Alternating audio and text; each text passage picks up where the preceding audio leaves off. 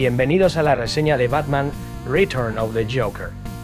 Un viaje al pasado para descubrir cómo Sunsoft llevó al Caballero Oscuro la gloria, y en ocasiones al tropiezo en los 8 y 16 bits.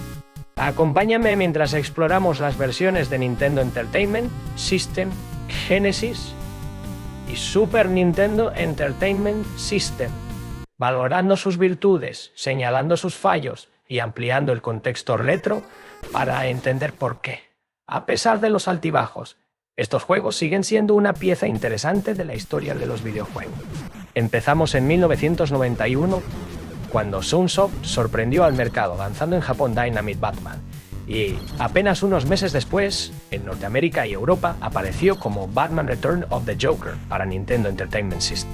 Aquel año, la consola de 8 bits vivía ya su cenit, pero Sunsoft logró ir un paso más allá de los límites esperados. La compañía incorporó un chip de mapeo avanzado que permitía 2 o 3 capas de paralaje simultáneo, algo casi inédito hasta entonces. El resultado fueron fondos que parecían palpitar detrás del protagonista, dándole al juego una profundidad insólita en una plataforma cuya competencia normativa tendía a estancarse en desplazamientos más planos. Los sprites de Batman y sus enemigos alcanzaron tamaños jamás vistos en Nintendo Entertainment System. Sin sacrificar fluidez, el héroe se movía con una animación sorprendentemente detallada, y los villanos desde secuaces genéricos hasta versiones gigantes de Joker y su séquito ocupaban buena parte de la pantalla sin que la tasa de cuadros cayese por debajo de los 50 FPS. Sunsoft dedicó enormes esfuerzos a que cada imagen reflejase exactamente lo que veías en un cartucho real, evitando trucajes de emulador o vídeos prerenderizados en su publicidad. Esa obsesión por la fidelidad dio frutos visualmente. El juego podría competir con los primeros títulos de Mega Drive, y a veces incluso superarlos en viveza de color y definición de contornos. La banda sonora, compuesta por Nobuyuki Hara y Naoki Kodaka, fue otro de los grandes atractivos.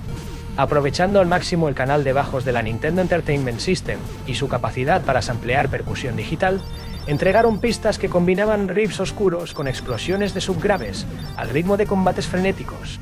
Temas como el de la fase inicial, donde una línea melódica en tono menor se entrelaza con una percusión metálica, resultan tan potentes hoy como en su estreno. Sin embargo, esa misma riqueza sonora obligó a simplificar ligeramente la detección de colisiones para evitar tirones durante las secuencias más recargadas. Un compromiso acertado para no sacrificar la experiencia audiovisual. En cuanto al diseño de niveles, Sunsoft optó por una estructura lineal con 5 fases principales: los tejados de Gotham, las alcantarillas inundadas, un tren en marcha, la baticueva invadida y, por fin, el crimen pululante de la base del Joker. Cada etapa se distingue por su ambientación y variedad de obstáculos, aunque el margen para la exploración queda reducido al mínimo. La mecánica central sigue girando en torno al cañón de muñeca de Batman, que podemos cambiar entre la ballesta, el neutralizador sónico o el cañón giratorio. Estas armas, además de disparar rápido, se cargan manteniendo pulsado el botón de ataque, lo que añade una capa estratégica: usar tiros rápidos para grupos de enemigos o guardar el disparo cargado para jefes más duros. Pese a esa promesa de diversidad, en la práctica solo la ballesta y el neutralizador resultan tan letales que hacen que el resto de armamento quede relegado a un mero adorno. Con la ballesta, casi cualquier enemigo cae de un solo disparo, y la versión cargada lanza proyectiles que rebotan en paredes. Un guiño descarado a Contra Hard Corps, que luce espectacular, pero rompe el equilibrio de la dificultad. Aún así, el desafío no decae por completo, porque el juego introduce orbes que al recoger 8 convierten a Batman en una estatua dorada con un devastador cañón de hombro. Esta transformación pasajera añade un pico de adrenalina y compensa, al menos momentáneamente, la sensación de todo resuelto que deja el arma estándar. En resumen, esta versión de Nintendo Entertainment System de Batman Return of the Joker no solo demostró que Sunsoft había dominado el hardware de 8 bits, sino que también reinventó la escala de lo audiovisual en la consola, dejándonos con un portento técnico y sonoro que, aunque algo descompensado en su dificultad, sigue siendo un hito de la época. Los enfrentamientos contra jefes en la versión de Nintendo Entertainment System elevan la tensión del juego a otro nivel gracias a una puesta en escena casi cinematográfica. En el momento en que aparece el villano de turno, la música se detiene bruscamente y un golpe de tambor metalizado precede al icónico llamamiento de Batman al cielo, invocando un rayo que impacta sobre su figura. Ese destello no solo reinicia el ritmo, sino que redefine las reglas del combate. Tanto el héroe como el jefe aparecen con varias barras de vida visibles bajo sus avatares, permitiendo enfrentamientos más largos donde cada error pesa. A diferencia de las fases de acción donde un par de disparos cargados suelen zanjar la mayoría de los encuentros, estos combates requieren administrar munición y moverse con cuidado para esquivar proyectiles y ataques cuerpo a cuerpo. Visualmente, los jefes adoptan dimensiones colosales, rompiendo la escala habitual de la pantalla y reforzando la sensación de pelea épica propia de las historias de cómic.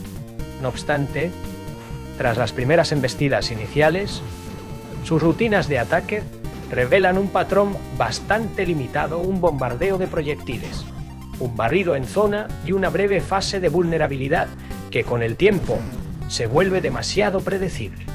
El rush final con el Joker, sin embargo, logra rescatar parte de la emoción. La base sobre la que se yergue recuerda a una instalación de ciencia local, al estilo HRR. Jaeger, con esferas radiactivas flotando y estructuras de metal retorcido, mientras el príncipe payaso intercala ataques de gas tóxico con ráfagas de hostiles drones. Esa última batalla, además de estirar el escenario para incluir pasillos oscuros y plataformas móviles, introduce cambios en la banda sonora que subrayan la desesperación del momento, haciendo que el clímax cobre algo de la fuerza épica que le falta al resto de jefes. Un año después, en 1992, Sunsoft decidió llevar esa propuesta a la Mega Drive bajo el título Batman Revenge of the Joker, pero el resultado se sintió demasiado apresurado. Linear Studios mantuvo la estructura general, incluidos los escenarios de trenes, pasarelas y ruinas góticas, y añadió un ataque de patada que buscaba dotar de mayor versatilidad al héroe. Sin embargo, los sprites pierden definición, y los colores se tornan más pálidos, como si la paleta se hubiera limitado para ganar velocidad. En el apartado sonoro, el cambio de Nobuyuki Hara y Naoki Kodaka a Tomi Tallaricco resultó controvertido, aunque Tallaricco demuestra talento.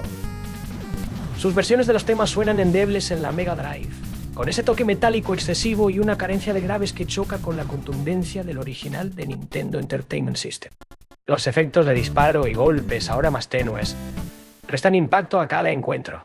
Pero el problema más crítico son los controles, la imposibilidad de cargar el arma tras recibir un impacto, o al moverse, reduce drásticamente la fluidez de la acción y penaliza cualquier estrategia que no sea detenerse por completo. Los enemigos, además, atacan en mayor número y con agresividad aumentada, de modo que sin un manejo fino de los comandos, el combate se convierte en una sucesión de golpes injustos. En conjunto, las mejoras superficiales de jugabilidad no compensan la sensación de port apresurado, y el título termina demostrando que, a veces, es mejor pulir una gran idea en un entorno de 8 bits que replicarla sin el mimo necesario en 16 bits. Por último, merece un capítulo aparte la versión cancelada para Super Nintendo, que quedó en manos de Icom Simulations, responsables de sagas como Shadowgate. Los prototipos rescatados conservan el estilo visual de Revenge of the Joker, pero elevados a 256 colores y con entornos más detallados gracias a la paleta aumentada de la Super Nintendo Entertainment System. Se aprecian animaciones adicionales en Batman, como transiciones más fluidas entre postura de sigilo y ataque, y fondos con ligeros efectos de Pseudo-Mode 7 en ascensores y pasillos giratorios. Algunos jefes fueron completamente rediseñados, presentando fases de ataque divididas en varias etapas que prometían un enfrentamiento más variado. Sin embargo, la versión heredó el problema más crítico de su homóloga de Genesis: una detección de colisiones errática que convertía saltos y golpes en apuestas de suerte más que en maniobras precisas. El sistema de disparo cargado, a pesar de lucir un indicador de potencia más vistoso, seguía bloqueándose al mínimo movimiento o impacto.